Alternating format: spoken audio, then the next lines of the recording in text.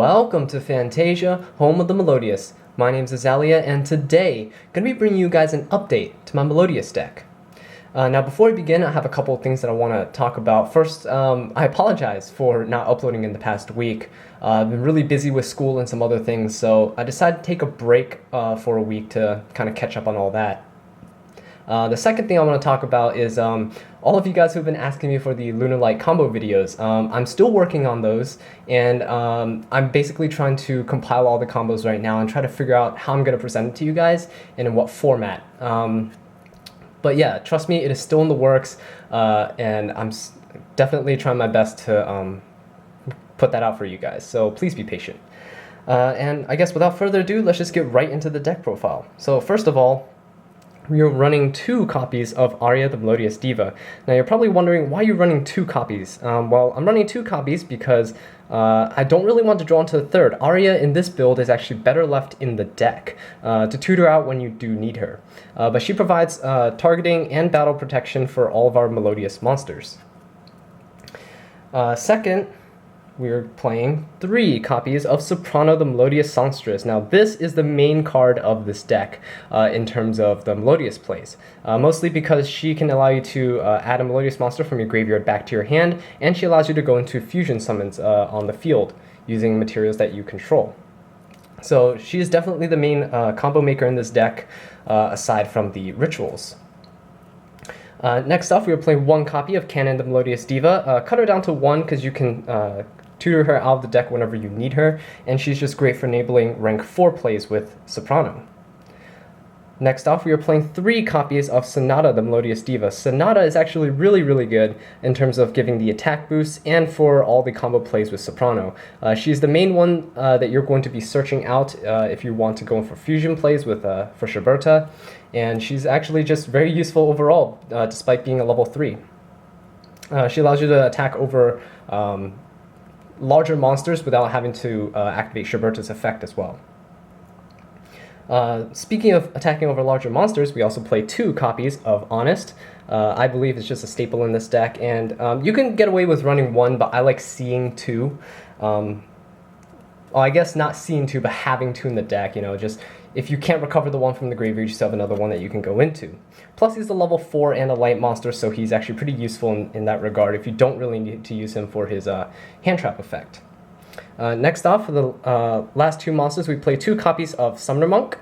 Summoner Monk just allows you to tutor out all of the above cards except for Sonata, and you're normally going to go for Soprano or an Honest. If you get Soprano, Soprano can add something back and help you extend your plays there. He also helps you get rid of dead spell cards inside of your hand. So next off, we are going to the rituals. So we have 3 copies of Saphra, Queen of Dragons. Now Saphra is an amazing card, and if you don't know what she does, basically when you ritual summon her, or if a light monster is sent from the hand to the graveyard during that turn, you can activate one of 3 effects. You can draw 2 cards and discard 1. You can discard 1 random card from your opponent's hand, or you can add 1 light monster from your graveyard to your hand. So what Saphra allows you to do is actually loop Honest. If you drop Honest when she's on the field, during the end phase, you can add Honest back. You can also draw 2 cards to discard 1, or you can take a card out of your opponent's hand. So she is a really amazing card, and she's a level 6 light dragon monster, which is perfect synergy with Cyber Angel Ben 10.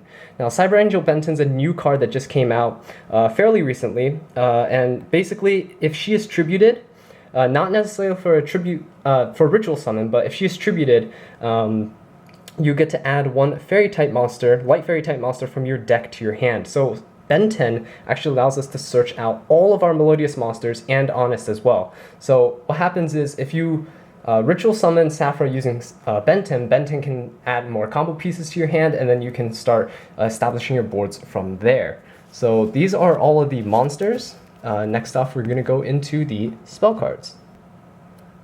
So for the spell cards, we are running 3 copies of First Movement Solo.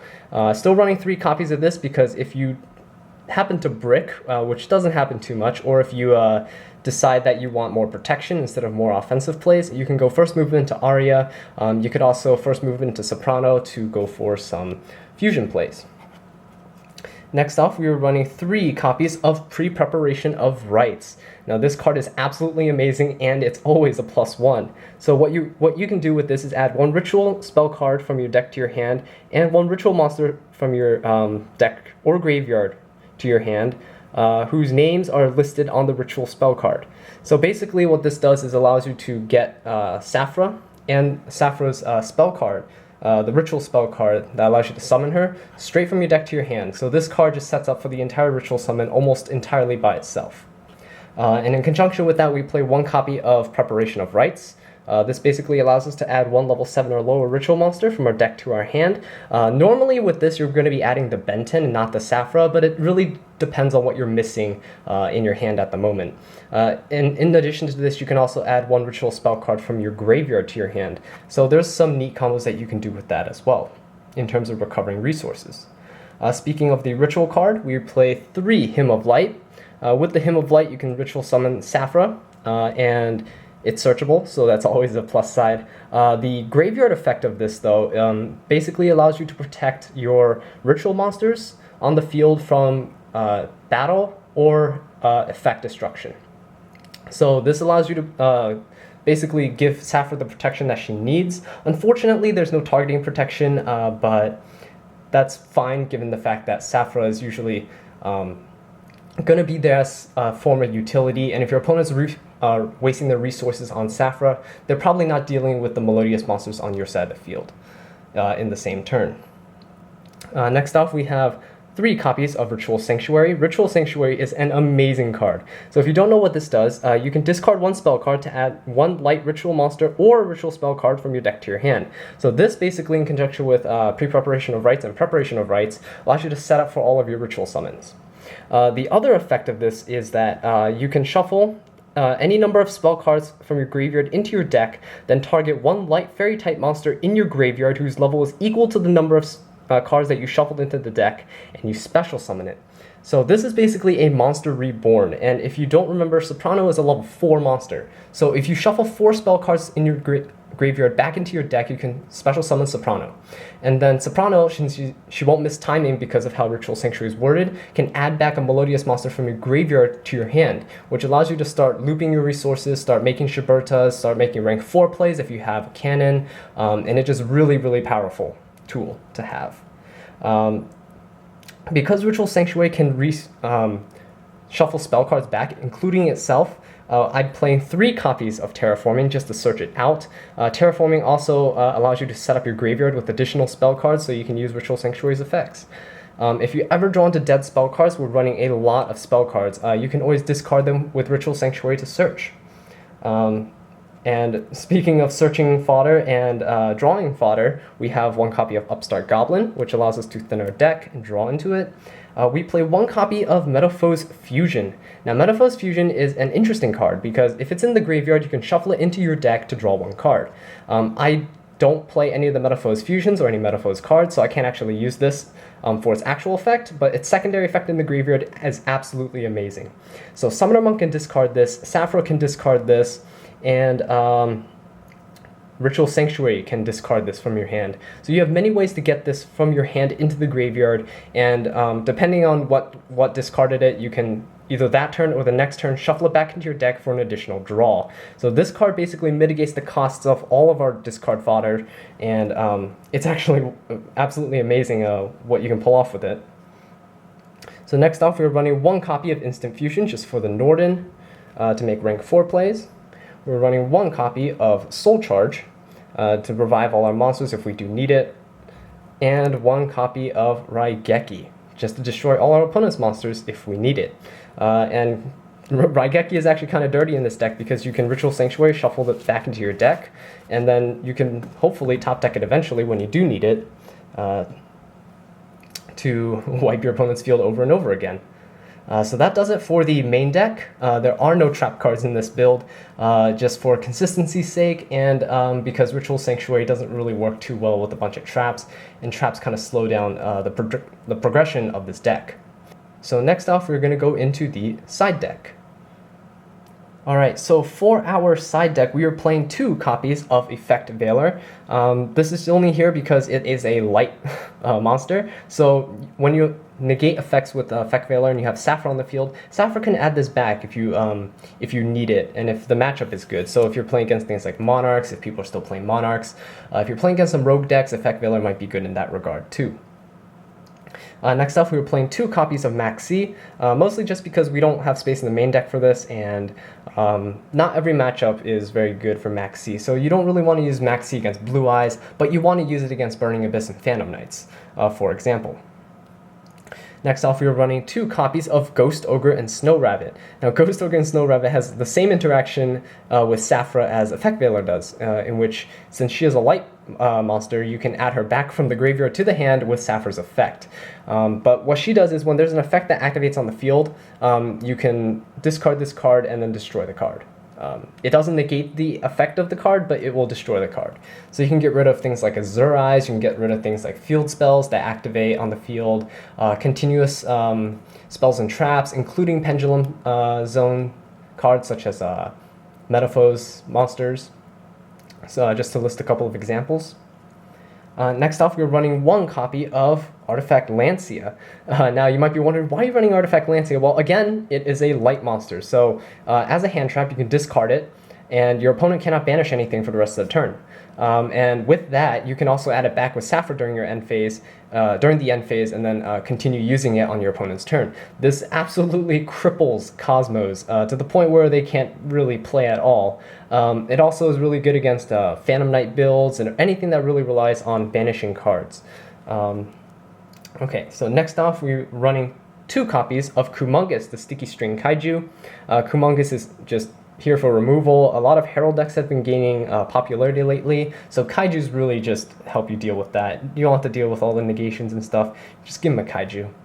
And again, it's a level 7 because in case you can't run over cards that your opponent has, like Blue Eyes and stuff, they can't make rank 8s out of it. But it is 2400 attack, so Sappho is 25, so she can run over it no problem. You can replace it with Gamsil if you want, but again, the level 7, 8 kind of problem there. Okay, next off, we are running 3 copies of Mystical Space Typhoon, just as spell and trap removal. A lot of people are starting to play Anti-Spell Fragrance in the side deck, some even in the main deck, so you gotta be careful of that, and definitely hope that you draw into the Mystical Space Typhoon when you need it. Next off, for the traps, we're running 2 copies of Grisal Prison. Grisal Prison basically says if you control a face-up monster that was fusion, ritual, or tribute summoned, until the end of your opponent's next turn, neither player can Synchro or XYZ summon, and Synchro and XYZ monsters cannot attack, and also their effects are negated. So this basically shuts down a ton of decks, including things like Burning Abyss, that really rely on their extra deck for actual plays. So you can stall out for 2 entire turns with this, and it is absolutely ridiculous.